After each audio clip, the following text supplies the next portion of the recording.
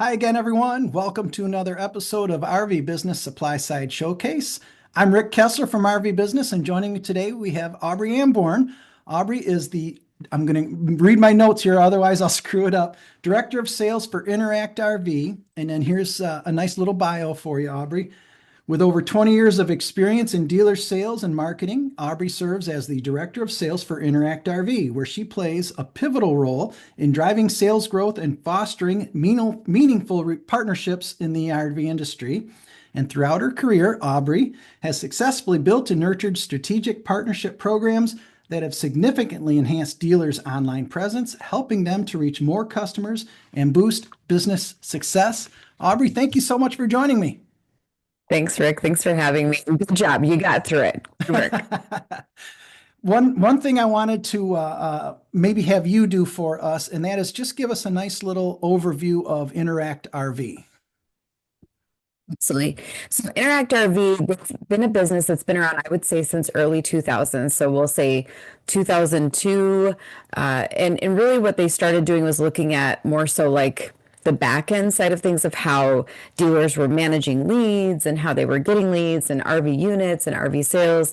And I think it was around 2006 that they first really started doing more of the website platform and doing more and more of their unique customers and monitoring their visits. So since that time, they have grown. And I would say from afar, before I was part of the Interact RV team, what I can tell you is they seemed, and I consider them like the boutique of RV website and digital marketing providers. And the reason was because they really stayed true to RV only. And they were the only vendor and competitor at the time for me in the industry that really kept it RV focused. And now being a part of that team for the past 5 years, it's been really wonderful for me to be able to work with the product team, work with a support team, work with a digital marketing team that really does and understands this industry. Our head of product, she is an avid RVer. She has the RV that I would dream of, that she's like, they're going to bury me in this RV. Jen Oderkirk, she is a phenomenal, not only when it comes to product and development, but she knows the industry. She knows the industry better than I could ever even pretend to know, even though I have an RV and I love spending time. We'll get to that. But then also, the main person that oversees support with Interact RV, Patty. Patty has been in the RV industry. She's actually worked for RV dealerships for many, many years. And so we're talking about people that have been both either avid industry people or worked in and out with dealerships, side by side with dealerships, really looking to refine what is it that the industry is calling for? What is it that consumers want? And how do we help dealerships accommodate not only the demands of Google and the World Wide Web, but what is it that we can do to accommodate dealers to make it easier on them with the demands and the growing demands of the industry and their consumers? Okay, very good, very good. Yeah. Let's get into more about what Interact RV provides. But before we do, you've already hinted at it. Tell us about your RVing background. Yeah, so I always joke and say my background actually, and even with the company, was in power sports. I started many, many years ago, over 20 years ago, and power sports was my baby, working side by side with companies like Polaris and Bombardier, or they say Bombardier up in Canada, and Yeah. working hard within those dealers. And I ride motorcycles. I love ATVs, love motorcycles, and it's something that I'm very passionate about. Well, once I started like getting more into northern Minnesota, because I'm not from here, I'm from Colorado. And so moving to the Great White North, I had to start venturing outside a little bit more. And so my husband and I purchased first RV, our camper, and we purchased that, I want to say 10 years ago. And we bought a little plot of land, and we had it out there mainly for hunting. But over the last 3 years, we started venturing into campsites, and now we're actually landed at my father-in-law's lake property. So I love to spend my summers in my camper. So actually this year I have to invest in some really good Wi-Fi, because the goal is to spend basically Tuesday through Friday working out of the camper and just being out in that area, because it's beautiful. We have short summers in Minnesota. So for me, I would rather be out in the camper. We do a ton of traveling.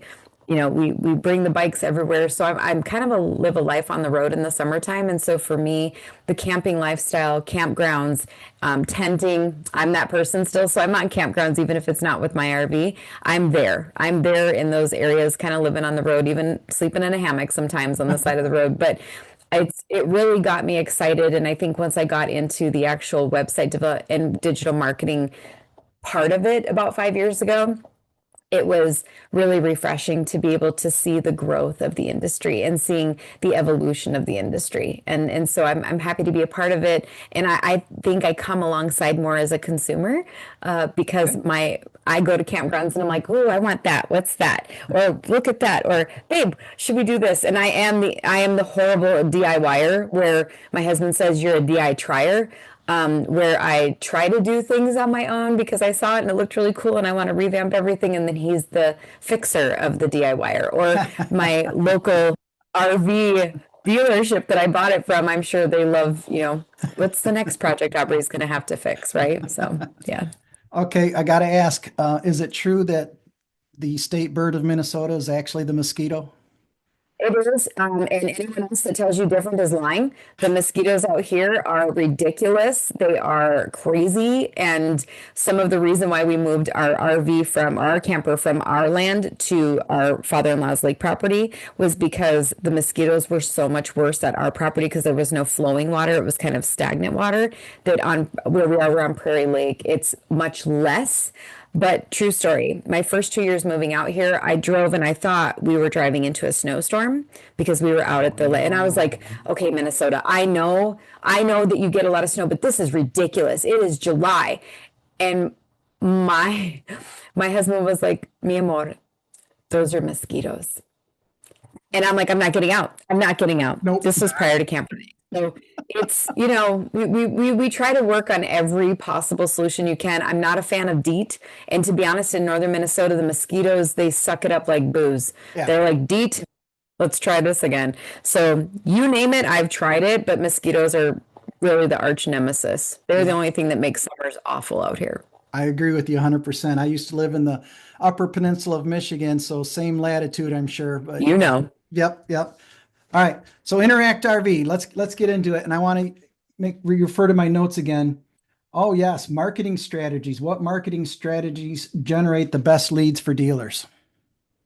Oh my goodness. So this is, this we could spend an entire podcast on just this, right? Sure. But in general, the thing about InteractRV, again, we're a one-stop shop. So we do all of it. We do websites, digital marketing, all those things. But today I really want to focus less about like why InteractRV and let's just talk about the industry and what we're noticing, right? So as far as some different market strategies and the ones that are best that kind of give the best leads, I would say, again, first of all, it's all about what is each individual dealer trying to accomplish.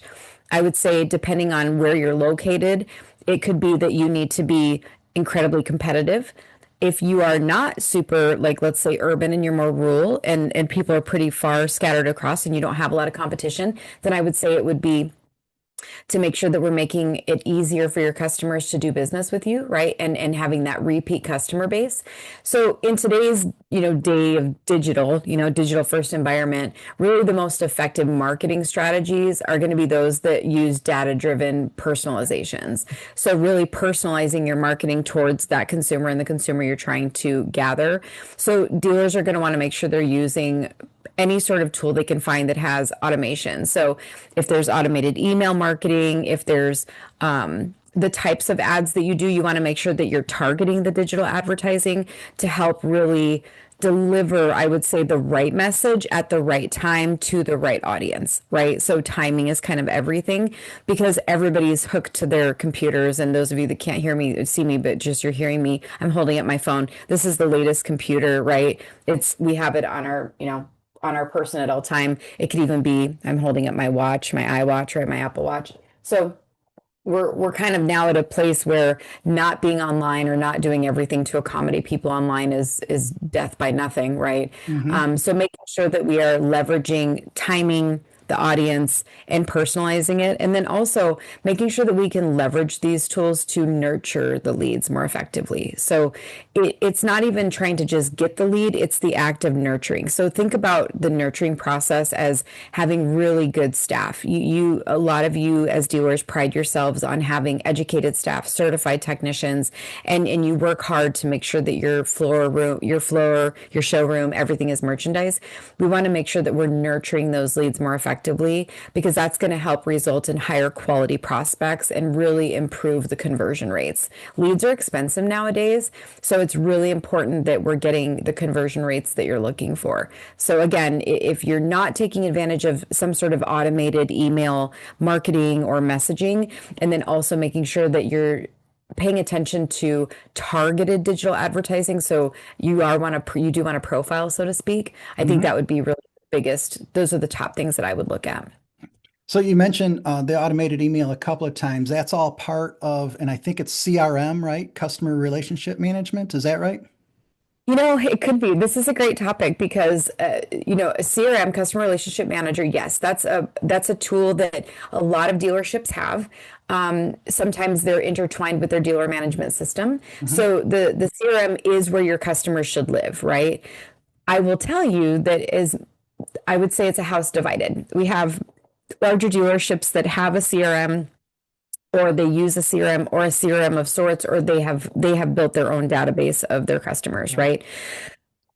How they're communicating with those customers matters. And a CRM will house that information, yes. And a CRM, I would say in general, does a good job of doing outreach for things like, hey, Rick, thank you for your purchase last year. How's it going? Or, hey, Rick, it's about time to get this done on your thing. Or, hey, Rick, we want to let you know we're having this great special on accessories or camping this or disposables or whatever it is, or consumables, whatever it is, right? But what you might want to consider is combining the traffic. So let's say someone actually goes to your website or they're clicking on your ads. How much does your CRM tie into knowing when to contact them for that? Because most of the time a CRM has been dependent on a transaction already happening. Okay.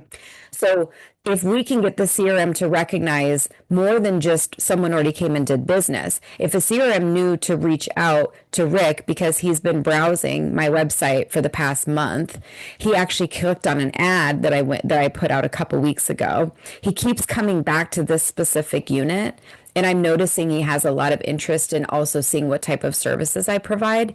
The CRM, we would want a product or a CRM to then proactively outreach to Rick, because now is the prime time. So I think that CRMs are awesome, but I think they're a little bit limited of doing more of like declined services or thank yous or happy birthdays. We want to have I would say, and something that I will say InteractRV does a great job of, is we have other services that have intelligence that actually know when Rick is looking at a specific unit, how many times he keeps coming back to that specific unit. And by the way, he happened to look into your service to see if you're the right dealership that he wants, because he wants a full experience, right? So I think that CRMs are good, but then that's the one side of the house, right? They already have CRMs, they're investing in that. How they use the CRM better, I would say that would be the task I would put to that house, right? Okay. But let's say you have the other house. You have middle to low end as far as size. We'll just not end, but we'll just say middle to smaller size. Maybe they're not investing in a big CRM right now. Maybe they haven't invested in a CRM. There are products and tools that act as like kind of little mini CRMs. They have the components of a CRM, right? And maybe you're not ready to make the jump into a full CRM experience, because let's face it, some of you are investing in CRMs they're costing you a lot of money, but you're not using half of what you're paying for. So we've kind of, at least at InteractRV, we've kind of assessed and said, so Rick, you use a CRM, it's great, but really, which are the main things that you're using within your CRM? And we're going in and creating little modules and tools and services that would make it so that you don't necessarily need a CRM for that side of the fence, right? They don't have it. They don't really use it. Well, they could use the tools and services that we provide that kind of act as little mini CRMs, like little pockets. Or for the other house that does have a CRM, we have tools and services that can play really well with the CRM and make it so that you're really maximizing the data and the information that you're gathering and keeping. Okay, wow. Thank you. I like how you said the CRM takes care of after the transaction, whereas InteractRV and some of the others will more of the sales funnel, right? Right. And again, I don't want to I would never want to persuade someone to not have a CRM. If you're in a position as a business that you can afford a CRM, go for it. We're all about it. But maximize it by having tools that are going to tie your CRM database, because that's your database, and find tools that are going to also give you intelligence about what their activity is. Are they going to your ads? Are they going to your website?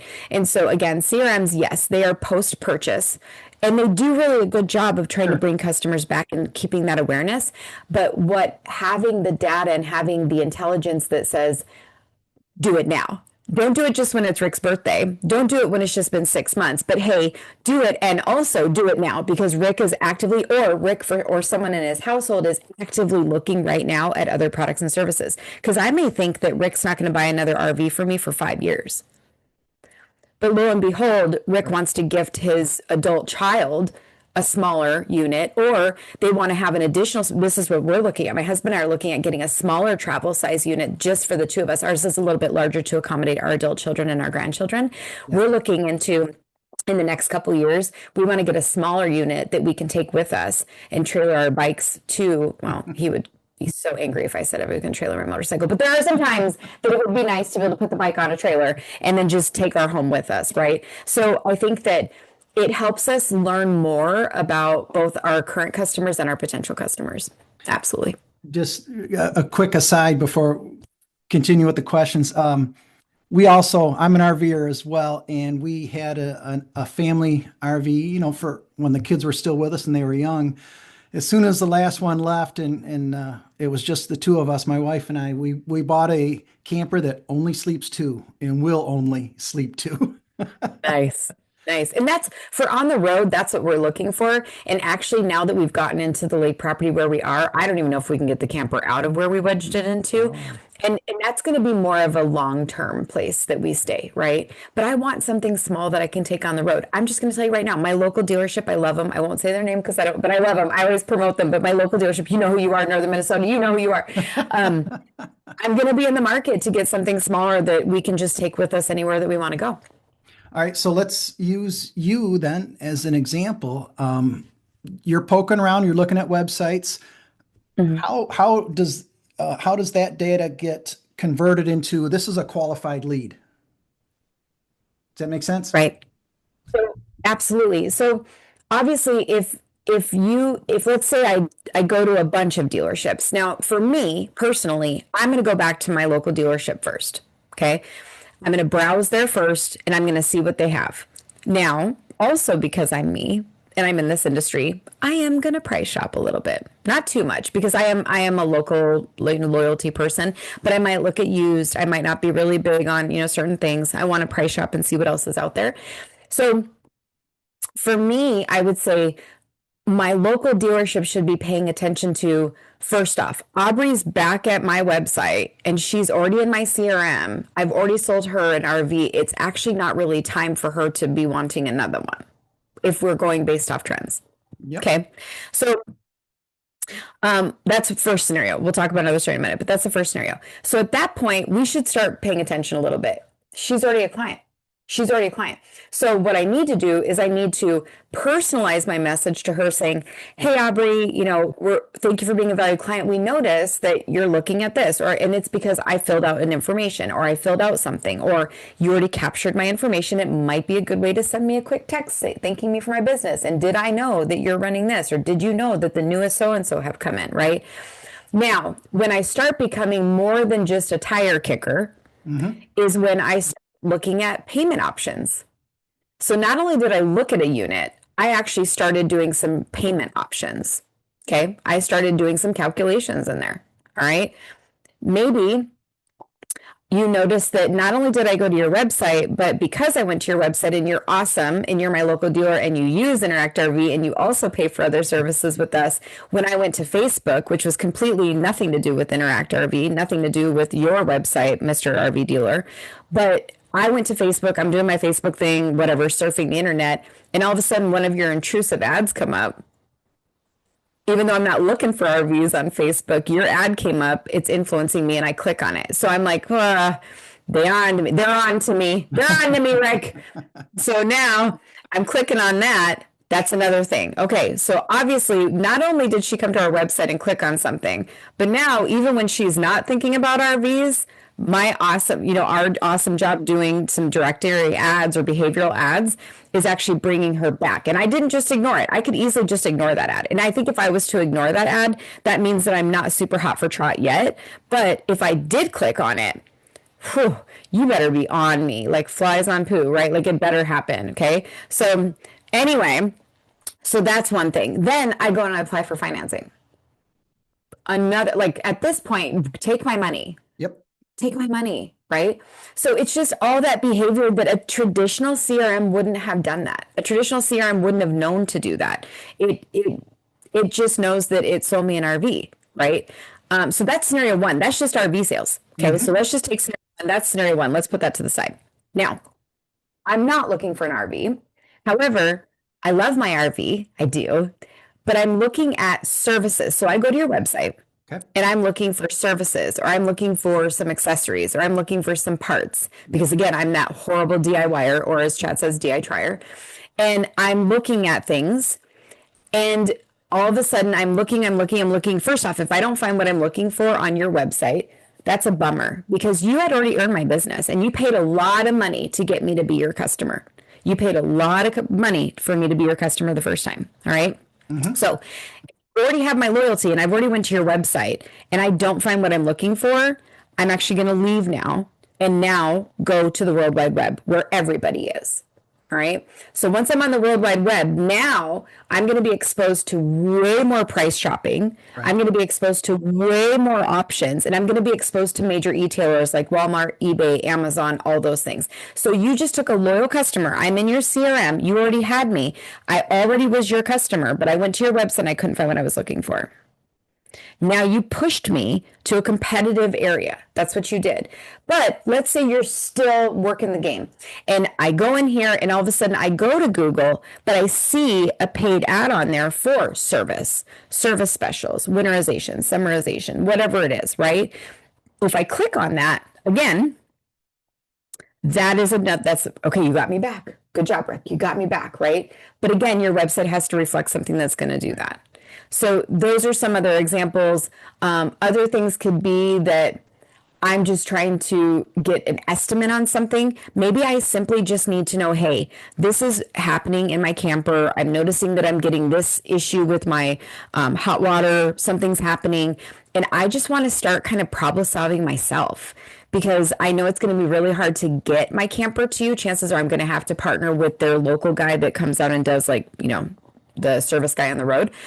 I'm going to try to do it myself. So the more you keep me on your site and give me the most options possible, the more you're keeping that customer loyalty. Again, the CRM has no idea what to do with that. They don't even know what's happening. So if you can get me and say, hey, not only am I going to send you some emails automatically because of the behavior I'm seeing you do. So I see that every time you come to my website, you're going to service options, or you're trying to do a service quote, or you're trying to do an accessory search, and you filled out a form for something. I'm going to kind of blast you a little bit with emails about service. Because can you imagine, Rick, if I was going onto your website and I was looking at service, accessory, or part only type stuff, and you were sending me information about a new RV, right, what impression am I going to get? Right. Yeah. Sell me something, right? You just want to sell me a new, you don't fix the one that I have. You just want to sell me a new one. Well, we don't want them to feel that way, right? So we want to make sure that RV dealers, and that was I think that's the biggest thing we launched at RVDA last year and that we're focusing on this year, is really, let's make sure that we are broadcasting everything about the dealership, not just selling RVs, because I guarantee you a lot of your business is also parts, service, sales, that sort of thing. Yeah. All right. Extremely impressive. You sold me on the services, but how do I know that it works? How, how do I determine I'm getting that ROI? Oh, that's great. So obviously traffic reports. So you're going to want to look at clicks, you're going to want to look and see, and that's where the CRM is good, right? So you want to be able to look at conversion. So of this customer, if I know this customer, if Aubrey went to Rick's website and looked at service and did a service quote, okay? So I went in and wanted to get a quote, and I will tell you on the horizon, estimates are going to be something that we are going to be venturing into with InteractRV. So not only can you fill the form that says, I'd like a quote request on this. Let's face it, Rick, I'm online all day long. I work way too many hours with my big girl job. I got a fun girl job teaching yoga. I got another job being a mother, a nana, a wife, having somewhat of a social life, which is very little. I want to do everything myself online when it's convenient for me. Okay. Yep. So the other thing is I want to be able to budget for it. So if I can go in and say, hey, it says, I think it's going to be this, it's going to cost me approximately this much based off what I think it is. And we all know that I'm never always right, but at least I'm kind of doing the research myself. I can start planning and I can start doing that, right? So if you start seeing, if you have a report that shows you Aubrey has come to your site in the last month 5 times. Every time she came there, she hit predominantly on service. And then you turn around and see, oh, a month later, she came in and got a service job done. Or because you partner with a mobile service tech, which my local RV dealer does, which I love. Okay. And that tech ordered this part for this product for this same unit. You can start putting 2 and 2 together and saying, oh my gosh, we're starting to see more return on this. So it's really just a matter of having that visibility of RV dealers have a lot more access to data than they think they do. They have it through their dealer management system. They have it through their CRM. They have it through Google Analytics. They have it through dashboards based off who they're using for digital marketing or the widgets that they have on their website. Really what they need to start doing is aggregating that data and using it for the best, I guess, hunting, right? So think about a hunter, right? My job when I'm hunting, we're deer hunting, my husband and I hunt. And what do? We do all the prep. We do all these things. And we start, looking to see, are they in rut? Are we seeing the marks on the trees? Can we tell those different things? So at this point, we've done every single thing that we can to make sure that we're setting up the stage. But when is the best time to actually get the deer, shoot the deer? Well, it's going to be real early in the morning or real late at night, right? Yep. So I could do all those things, Rick. I could set everything up. I can make sure that if it's legal, you fed the deer. If it's legal, if it's legal and you can only do it certain times of the year. But if you're setting yourself up for success, you have the right gear, you have the right ammo, you have a perfect thing, you're ready for it, you have all the things. But if you're going out at noon and making a lot of noise and that's when you decide that you're finally going to start trying to shoot this deer, it's not going to work. So the data, monitoring the data and paying attention to the data helps you know when to fire. And it allows you to be more precise in honor of the animal, right? And so I think that in this circumstance, if we think about customers, we need to make sure that we are paying attention to their trends, paying attention to when, why, and then whatever we're serving them should be, we're in a day and an age where we have enough information that we should be able to serve them something that's more specific to them. Yeah. Yeah. And that shows the ROI. So I'm sorry, I got a little bunny trail. I got into hunting and I thought about bunny trail. So how do you see the ROI? You're going to see it through your conversions. Yeah. That's really what it is. But you should be monitoring conversions, not just in unit sales online, right? But we should be comparing what was the online traffic, how did that equate to in-store sales, and then also what was the traffic to service? Do you have parts and accessories on your website? And if so, don't just consider online sales for your return on investment. Make sure you're monitoring how much did your accessory and part sales or service jobs grow when you started putting a attention to it online. Okay. Just so you know, my bait pile for me would be probably s'mores and beer. Next question, and I'm going to go back to the notes again. I'm enjoying this conversation tremendously. Sure. Oh boy, yeah, boy, especially in this soft market. What should dealers be focused as we head into the summer of this year? I think I'm going to sound like a broken record, but to be thinking beyond the inventory first approach. Yep. When RV sales are softening, it's smart to shift marketing efforts towards promoting services like rentals, accessories, any other revenue generating departments. And what this does is it also will really, what word am I trying to think? But I guess the diversification helps smooth the seasonal sales fluctuations and helps keep customers engaged with them and their brand all the time. Back to my point, which is, how many times are you going to sell a customer an RV?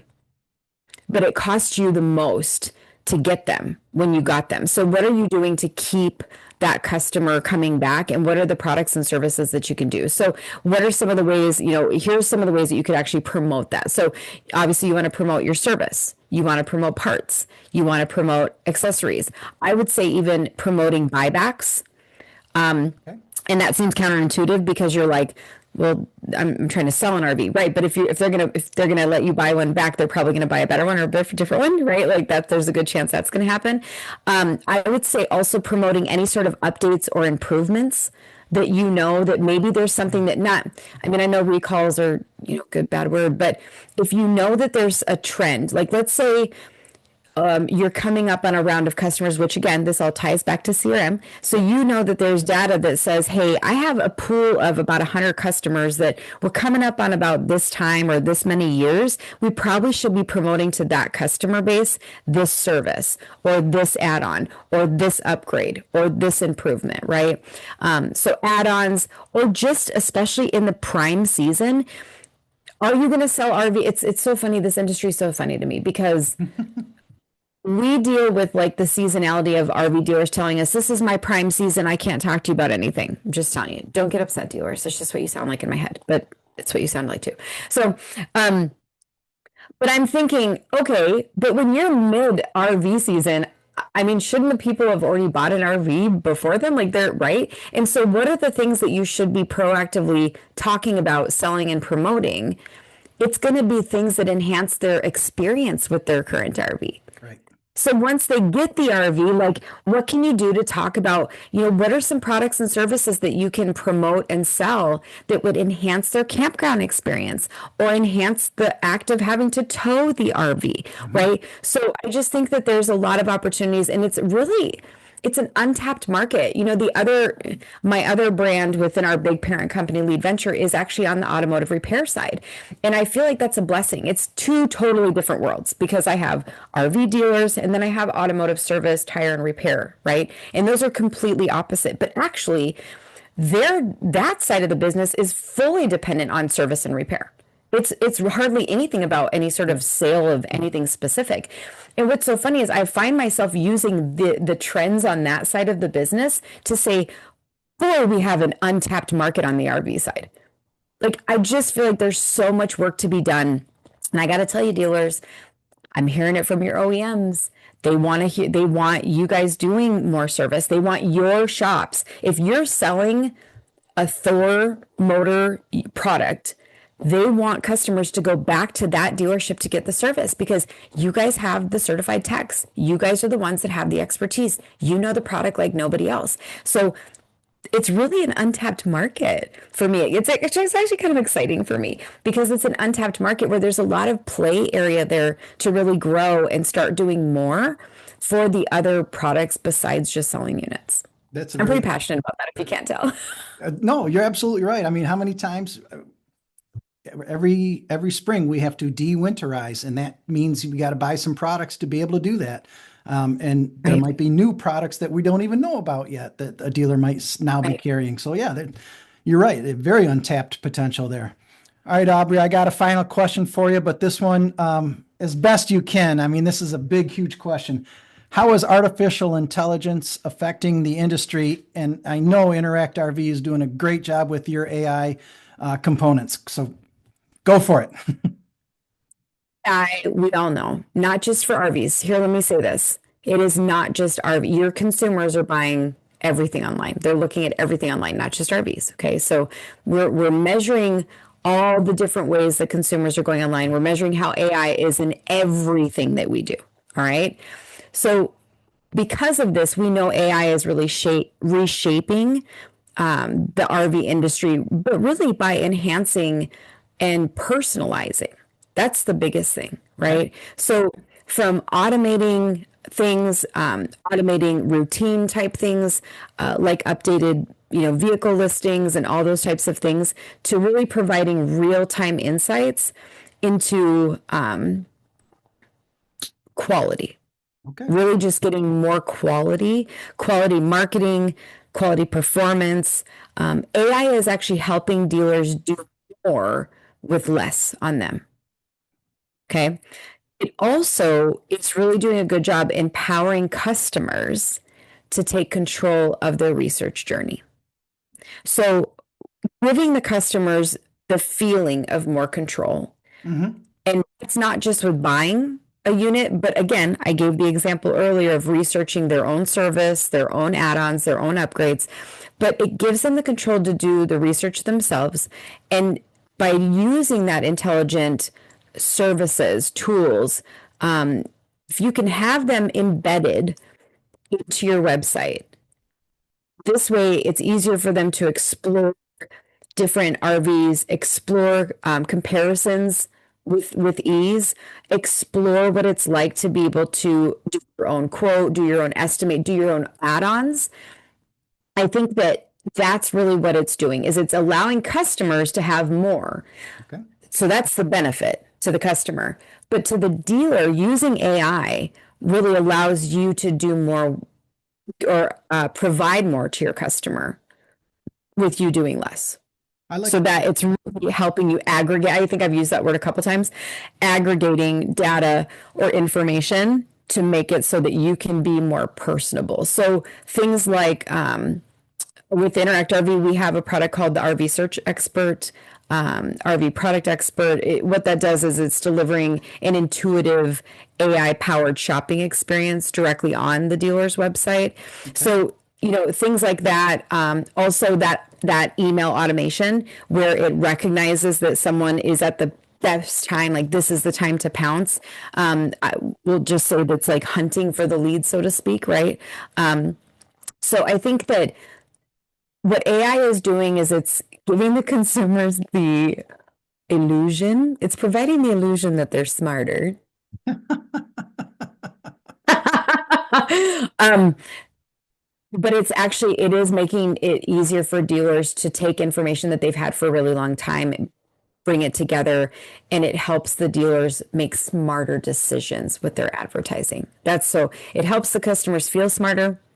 But in reality, it gives dealers a better experience to be able to personalize Mhm. and advertise when it makes the most sense. Aubrey, this has been fantastic. Can't thank you enough. Yeah. Before we sign off, though, please, how can people get in touch with you? So at InteractRV, you can reach us anytime. I would say the best thing is to give us a call. I know that they'll put the toll-free number on there. You can also email us. You can go to our website at any time. Usually we'll be reaching out to you. So chances are you've had a call from us. So and this is the thing I'll tell you, if you've had a call from someone from InteractRV, it doesn't matter. If let's say you're happy, maybe you're happy as a current customer, maybe you're happy as a non-customer. It is always worth looking into what's different. Look and see what are things you can do different. I never claim better, although I think we're better. But I would say I would never claim better because I don't know the circumstance. But what I can tell you is that we are the experts at showing you how to do things different. And we are the experts at the RV industry when it comes to websites and digital marketing. Very good. Very good. Again, I Yeah. can't thank you enough for your time. Awesome conversation. Thanks so much for having me, Rick.